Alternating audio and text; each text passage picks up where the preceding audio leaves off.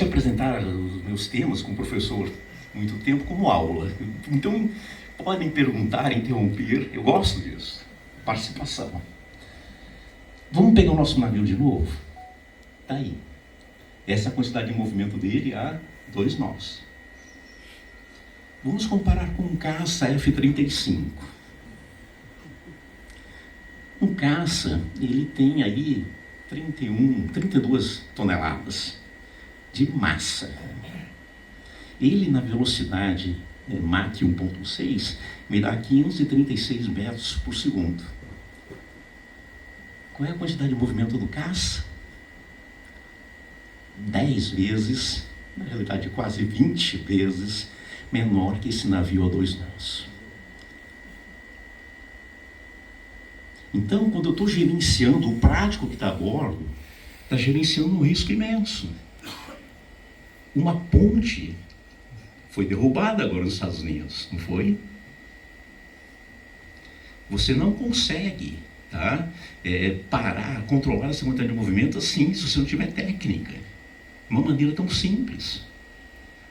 E os práticos dominam essa técnica, vocês vão entender por quê. Eu vou separar agora as diferentes faixas de velocidade do navio e como é o controle dele.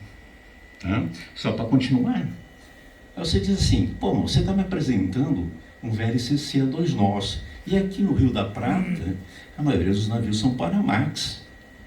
Aí você entende? Mas vamos colocar, quando eu falo navio VLCC a 2 nós, isso é igual o Panamax a 6, tá vendo? A mesma quantidade de movimento. Um navio está, o outro está 1 metro por segundo, o Panamax está 3 metros por segundo e eles têm a mesma quantidade de movimento. Então eu consigo comparar navios com navios de ordem de grandeza. Buques, né, como a gente fala. Então vamos começar com o buque parado. Vamos começar o exemplo, tá? O buque estacionário. Tá? Para mostrar a diferença da visão de um comandante e de um prático.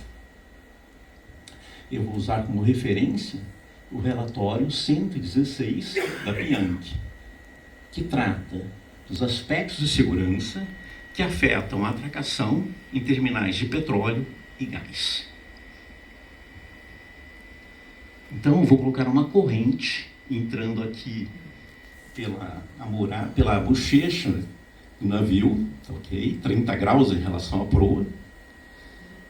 E vamos usar as formulações recomendadas da Oil Company International Marine Forum para como que a corrente atua sobre esse navio. Vamos ver inicialmente a visão do comandante. Eu sou comandante. Eu estou acostumado com alto mar. Essa corrente entrando exatamente nessa condição, vamos ver o que vai acontecer com o navio? Vamos olhar ali, a formulação do O'Keefe diz que vai ser um coeficiente, vezes a densidade daqui da água, associada à corrente, vezes o comprimento entre perpendiculares, é uma força de pressão, por isso que está representado nessa forma dimensional, vezes o calado, vezes a velocidade da corrente ao quadrado. Bem, vocês podem ver que densidade é positiva, comprimento é positivo, calado é positivo, velocidade ao quadrado é positivo. O único elemento que me diz se o navio vai para frente ou para trás, que é a direção X, é o coeficiente. Olha o coeficiente aqui. Ali na frente, acho que é essa aqui, né? Se olhando o coeficiente aqui, a gente vê que o coeficiente o zero está aqui, o coeficiente é negativo. O navio vai para trás. Beleza. Corrente entrando assim, o navio vai para trás. Vamos ver um prático. Isso aqui eu estou em águas profundas, deep water. Vou para agora águas pouco rasas na razão de profundidade de 1.2. Isso 1.2 é o nirvana para o prático. É o nirvana, temos muito menos que isso. Mas você vê que o sinal do coeficiente é positivo e não negativo. Então, por isso que quando você se aproxima do cais e tem uma corrente entrando pela bochecha, você presencia o navio indo para trás e não para frente. Você olha a corrente, se você jogar uma laranja, uma naranja na água, ela vai para trás, mas o navio para frente.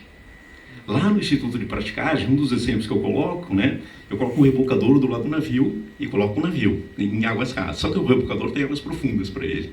Eu libero o exercício, vocês veem claramente o navio indo para frente e o rebocador vindo para trás. O prático, às vezes, nem sabe o porquê, mas ele chega assim, ó, próximo do cais, quando a corrente entra assim, eu já sei que o navio vai para trás. Ele sabe por prática. O comandante do navio não sabe isso, porque a experiência dele é de águas profundas.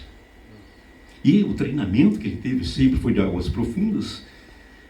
Continuando, eles iam acertar o coeficiente de força lateral, todo mundo ia acertar, o navio vai abater, no caso aqui para Bombor, e o momento, todos iam acertar, o momento é positivo em todos os casos, mas iam errar em relação ao navio indo para frente, que não é intuitivo, uma corrente entrando quase de proa e o navio indo para frente. Então, aqui a gente já começa a entender que a competência profissional é diferente. Quando qualquer um pode entrar com o navio? Não. Eu estou mostrando para petroleiros. Conteneiros serão comportamentos diferentes, ro-ros comportamentos diferentes, passageiros. Cada navio tem uma especificidade, ou seja, um DNA. Então, mas por que disso? Geração de vorticidades. Vórtices são regiões de baixa pressão.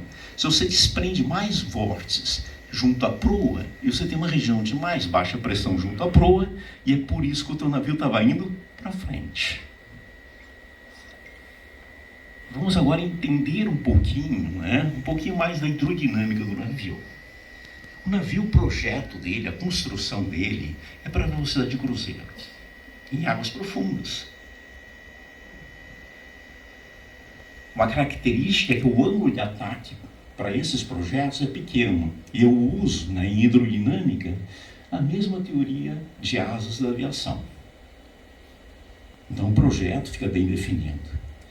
Agora, mesmo em águas profundas, se eu baixar a velocidade do navio, acontece uma coisa interessante. O predomínio de um efeito em hidrodinâmica que nós chamamos de cross-flow, escoamento cruzado. Aqui vocês veem o desenho de cross-flow. Que isso aí em alta velocidade normal, não é tão presenciado. Então, o efeito no comportamento do navio desses vórtices que são desprendidos é não linear e difícil de ser padronizado. Falando em padronização, vamos começar agora os padrões da Organização Marítima Internacional sobre a construção de navios. A resolução que trata dessa parte de construção é a que trata de manobra do navio, é de 2002, tem 23 anos. E se reconhece, né, que a capacidade de manobrabilidade dos navios tem uma importante contribuição na segurança da navegação. E se aplica a quem? A quem projeta, a quem constrói, a quem repara e a quem opera. No nosso caso, quem opera o navio. E essa resolução é tão difícil, complexa, que ela foi adotada em 4 de dezembro, logo no dia 16 de dezembro tem que vir nota explicativa para ela. São 41 páginas de nota explicativa. E um detalhe, agora em 2032, essas resoluções entram para o SOLAS. Vão ser parte da Convenção SOLAS. Quem constrói e projeta navio já sabe disso e está adotando isso há bastante tempo. Desde 90 fazemos isso. Mas o que temos de diferença aqui? Tá? Primeiro, quando a IMO criou esse padrão da construção de navio, tentava padronizar, agora estamos padronizando para águas profundas. O que se pretende, olhem bem em inglês o que está escrito. Os projetistas, né, deixavam com que a habilidade de condução do operador humano compensassem as deficiências o quê? De manobrabilidade inerentes do casco. Já notaram que o navio não está manobrando bem, a culpa é de quem? Do comandante. O navio não está manobrando bem, a culpa é de quem? Do prático. A culpa é do ser humano. Aqui, muita coisa existia de problema de construção naval. As embarcações eram mal projetadas. Então a culpa caía sempre no... Tudo gerado por inteligência artificial, tá? Caía tudo no comandante. Então, aqui essa padrão de manobra e construção navio é importante. Se aplica aqui navio, a qualquer navio maior que 100 metros e a qualquer químico e qualquer gazeiro. Então, aquele navio de 400 metros, ele tem um padrão de manobrabilidade em águas profundas, na velocidade de cruzeiro, olha o que eu estou colocando, igual ao outro de 100 metros, se eles foram construídos a partir de 2002. Então, eu consigo fazer um treinamento básico, específico, dentro desses padrões para o comandante. Semelhante até igual na aviação. Agora, essas normas se aplicam para Deep Unrestricted Water, águas profundas e restritas, na velocidade que corresponde a 90% da velocidade limite do navio, que equivale à potência nominal do navio, que se chama velocidade de cruzeiro.